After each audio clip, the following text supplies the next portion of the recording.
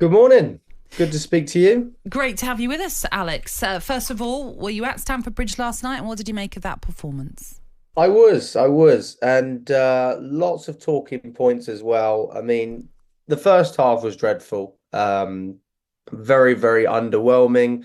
We know what we're trying to do, we just couldn't do it. And I think with the amount of changes, I think 9 changes, it's understandable, isn't it? And then we grew into the second half, and Kunku scored a penalty. Lovely goal from Madueke, a good assist from Enzo Fernandez as well. So it looks more comfortable when you actually look at the scoreline, but I wouldn't say it was. I think it looked disjointed at times.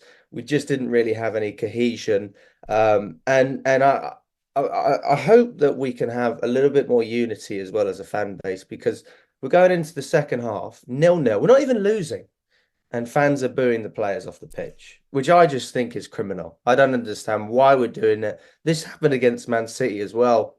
Enzo Maresca's been in the Premier League for one game. This is his second game at the Bridge, and you're already booing the team. I mean, I remember when Maurizio Sarri was the manager, this was happening in December.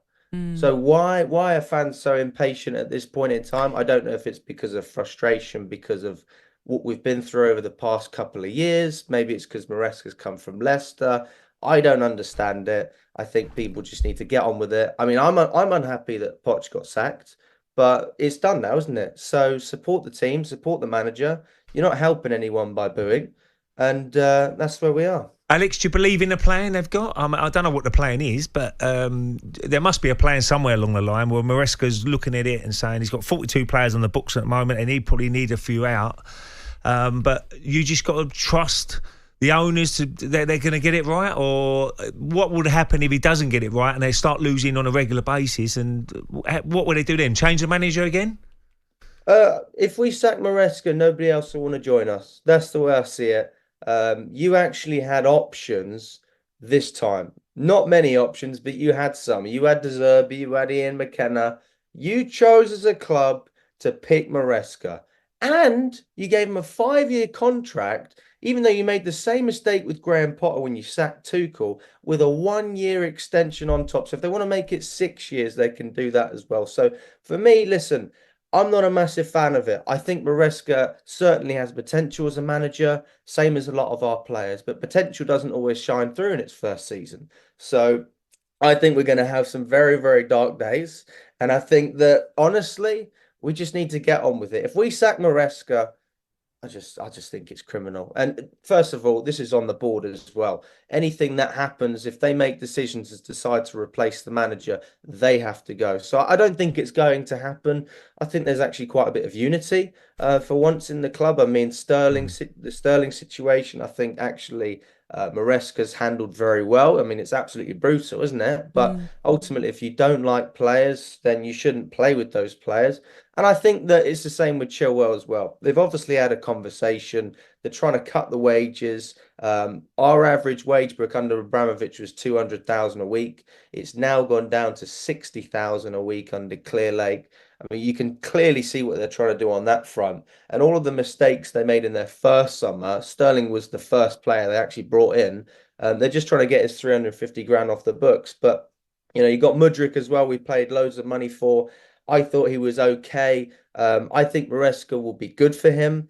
He's a coach, he's a manager, he's hands-on.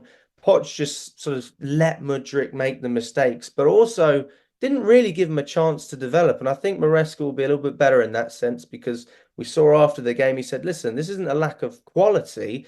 This is just decision making. I mean, we can actually solve this problem. So that's quite encouraging. But yeah, I think we're going to have much darker days ahead. And Chelsea fans, if you think booing at halftime at 0-0 is bad, wait until we're 2-0 down. I mean, the team needs support. I don't understand it. We're not going to get anything from this, and we're certainly not helping the team. Yeah, I mean, I think that's a good message, Alex, because it's so early on in the season as well, and so early in the infancy of Maresca's tenure as well. It's going to take time for him to get across what he wants from his Chelsea players, certainly. But when you've got 40-odd players in a squad, obviously not all of them can be involved in the Premier League because you're only allowed a 25-man squad to pick from. how on earth are they going to keep everyone happy? Because already it doesn't seem that they're able to do that. We've seen the statement coming out from Raheem Sterling. We saw what happened with Conor Gallagher. That felt like an awful way of dealing with a homegrown player as well. So, I mean, as a fan looking outwardly inwards, you must be bemused by it all. I think if you look at it from an emotional standpoint, it's horrendous, isn't it? I mean, the way we're treating players from that standpoint is nothing short of a disgrace. I totally agree with that. But I mean, if you're looking at it how the owners are looking at it, and we know how they're looking at it, they're looking at it from a financial point of view, then you can't complain. I mean, they're running it like a business. At the end of the day, it is a business. So I understand why they're doing. I mean, there's a couple of players I don't really understand how they're dealing with. I think Chukwuemeka should really feature in the squad. He wasn't there.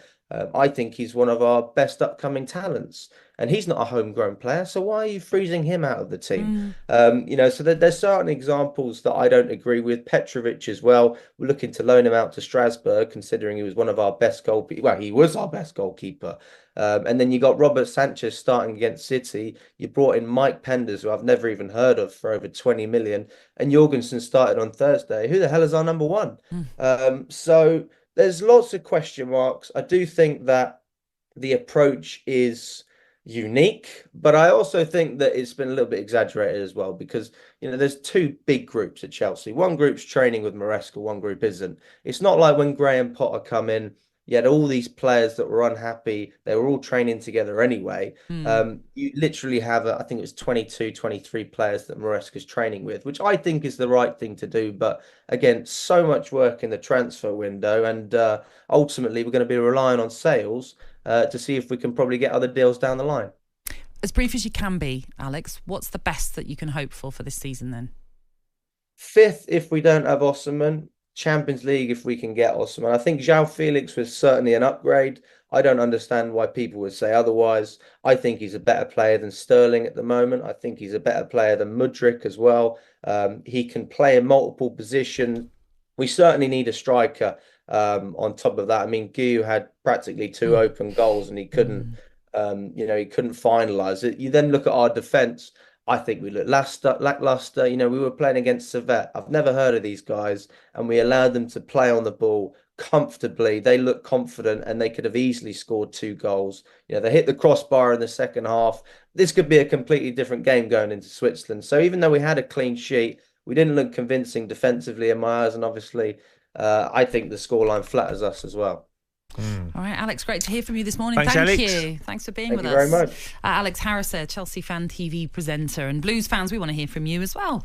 As Alex's opinion that we've just brought you there, we want to hear what you made of that performance. Is the booing deserved, or is it too far so early on in this season? Give us a call on 03717 223344. Why not have your say this morning? Have a little chat with Ray and me this morning. And coming up, would you take Kieran Trippier at your club? We'll discuss it next. talkSPORT Breakfast, waking you up Monday to Friday morning from 6 a.m. on AM, on DAB, via the talkSPORT app and on your smart speaker. talkSPORT.